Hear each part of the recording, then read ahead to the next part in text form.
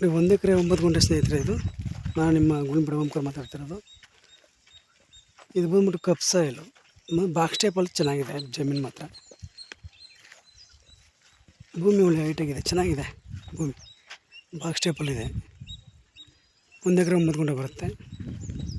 ಇವರು ರೈಟು ಹೇಳಿಲ್ಲ, ಇವ್ರು ಕೇಳ್ಬಿಟ್ಟು ಅವ್ರ ಮನೆಯವ್ರನ್ನ ಮೆನ್ಷನ್ ಮಾಡ್ತೀನಿ, ಓಕೆನಾ. ಕಪ್ ಸಾಯಿಲು ಚೆನ್ನಾಗಿದೆ, ಅಂದರೆ ಇದು ಕಪ್ಪು ಏನು ಬೆಳೆಯಲ್ಲ ಅನ್ಕೊಬೇಡಿ. ತೆಂಗು ಹಿಂಗೆಲ್ಲ ಪಕ್ಕ ಫುಲ್ ಬೋರ್ವೆಲ್ ಇದೆ ನೋಡಿ. ಸೇಮಂತಿಗೆ ಹಾಕಿದ್ದಾರೆ, ಪಕ್ಕದಲ್ಲಿ ತೋಟ ಇದೆ, ಅದ್ರ ಪಕ್ಕದ್ದಿದು. 1 ಎಕರೆ 9 ಗುಂಟೆ ಬರುತ್ತೆ. ತುಂಬ ಬಾಕ್ಸ್ ಟೈಪಲ್ಲಿ ತುಂಬ ಚೆನ್ನಾಗಿದೆ. ಅಂದರೆ ಕೆಂಪು ಮಿಕ್ಸು, ಸ್ವಲ್ಪ ಕೆಂಪು ಮಿಕ್ಸ್ ಬರುತ್ತೆ ನೋಡಿ. ಕೆಂಪು ಕಾಣ್ತಾ ಇದೆಯಲ್ಲ, ಹಸಬತ್ತ ಇದೆಯಲ್ಲ, ಅಲ್ಲಿ ಸ್ವಲ್ಪ ಕೆಂಪು ಮಿಕ್ಸ್ ಇದೆ. ಕೆಂಪು ಕಪ್ಪು ಎರಡು ಮಿಕ್ಸ್ ಥರ ಇದೆ.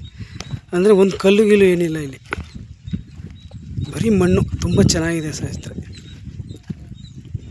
ಒಂಥರ ಮಾರ್ಲು ಮತ್ತು ಕೆಂಪು ಕಪ್ಪು ಎಲ್ಲ ಮಿಕ್ಸ್ ಇದೆ.